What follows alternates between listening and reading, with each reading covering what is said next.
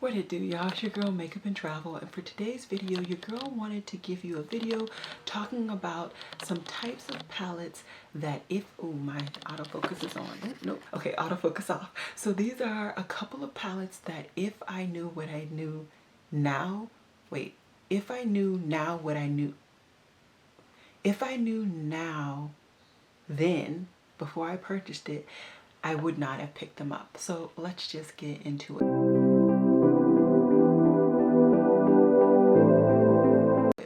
So unfortunately, I don't have just 5 and I don't have enough to make 10, but I have 2 general categories that I would like to steer away from, and then I have just other palettes specifically that I would want to steer away from. So the first general category is anything that is less than 9 pans. Generally, I just don't have any time for. So I have this Patrick Star Quad from MAC. I have this mini from Natasha and Denona, which happens to be the Lila palette mini. And I also have this Smashbox ultraviolet palette. Now these are all palettes that I enjoy. When I tested them out, I think they're good in their own right, but I do not reach for miniature palettes. It's just not what I do. I don't think, oh, that one shade in this really small palette. No, I like to create a full look, and for me, most of the time these smaller palettes, I don't feel like I can create that, so I don't think to reach for them. So for me, having those small palettes in my collection or buying them is useless, and I am going to stop buying them when I do start buying makeup, of course. The second category that I want to steer far clear from are honestly and unfortunately collaboration palettes. I tend to get sucked into a lot of collaboration palettes because I really admire the influencer and I want to show the companies that they should continue to promote or continue to work with that influencer. But that being said, 9 times out of 10, I don't truly jive a lot with the palettes, and so they sit in my collection. FYI, this SophX palette, I do enjoy this palette. I think I've been able to create nice looks with this palette, but do I ever think I really miss using this SophX palette? No, I don't. Same with my ItsMyRayeRaye palette. I love this palette. The bronzer shades and the highlighters are beautiful. Beautiful. The eyeshadow palettes, beautiful. But if you ask me the last time I used it, I want to say it was like 2 or 3 years ago for a friend's wedding. So for me, just buying these palettes is just not conducive to what I want to get out of my collection, which is actual use. So for me, I'm going to steer clear of a lot of collaborations. I would not and will not buy a collaboration at this point unless looking at the actual colors inside objectively without knowing who it's attached to, I am interested in. If I can't do that, I'm not getting it. And even then, at this point, my collection is so big that I don't really need any other colors. I have a vast variety of colors already.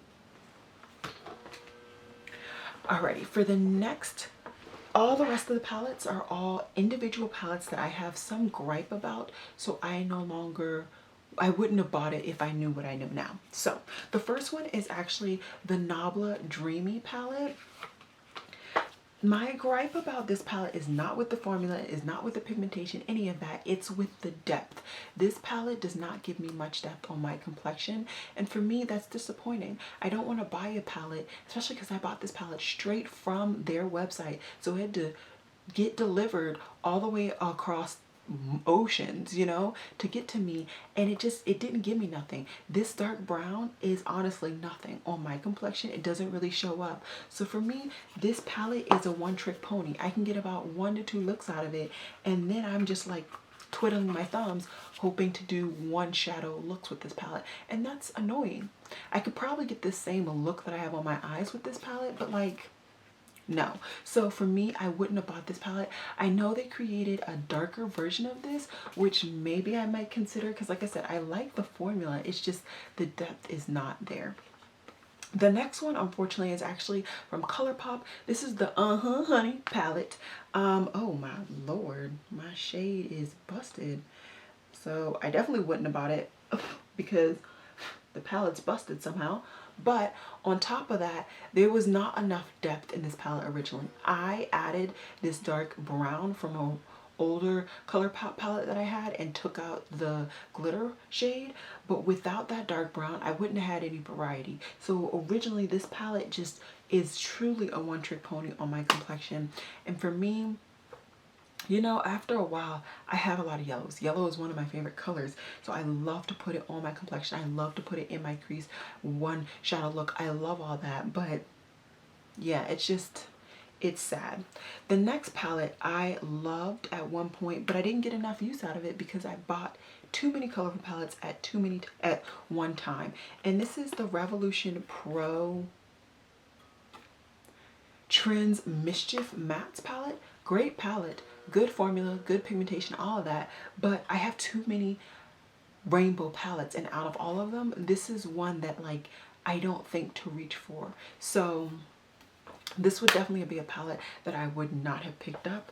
At that point, I just really wanted to try the whole brand. But I mean, I wanted to try the brand because I thought my video would get some likes. Not that it didn't, but like, that's a stupid reason. Like, buy stuff because I actually want to buy it. Duh. I know this now, but then I didn't, you know? Next is actually a Juvia's Place palette. This is one of my least favorite Juvia's Place palettes. It is the Afrique palette. For me, it just did not float my boat at all. So yeah, this would be the palette that I would not pick up again from Juvia's. There were just too many shades that just did not work for me in my opinion, and they either blended away or there was just not enough pigmentation to really apply. The metallics worked beautifully, I will say that, but the mattes were just very questionable from this palette. Then we have a Misha palette. This is the only one I picked up. This was the Witchcraft palette, and if you have this palette, you will notice that this is completely different. I got rid of basically all the mattes that originally came in this palette and put some mattes in from Igneous Cosmetics. I did that because their mattes were trash. They were so hard pressed in this palette that I got hard pan in them, and I could not pick up the formula, and it just was not good. Other than that, like, it just was no point. I basically bought this for the shimmers, and even then all the shimmers aren't even that great. The best shimmer in this palette is Magic. So for me, it just, why I don't know.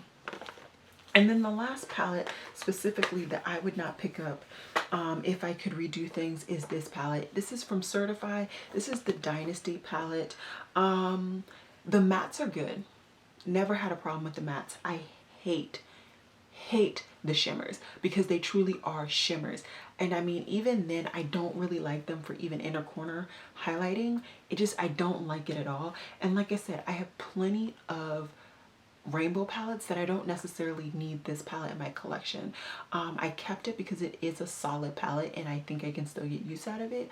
But overall, it's just, you know, it's not something that I really needed to bring into my collection to try. So those are all the palettes that I wanted to bring up.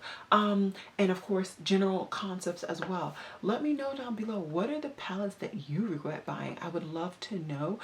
Put them down below. Like I said, let's have a conversation. I should be no longer in school when this video gets up. Maybe not. I don't know, but school is definitely winding down, so I'm hoping that my commenting and my video production will be even more in the future. So yeah, I hope you guys enjoyed this video, and as always, y'all, it has been real.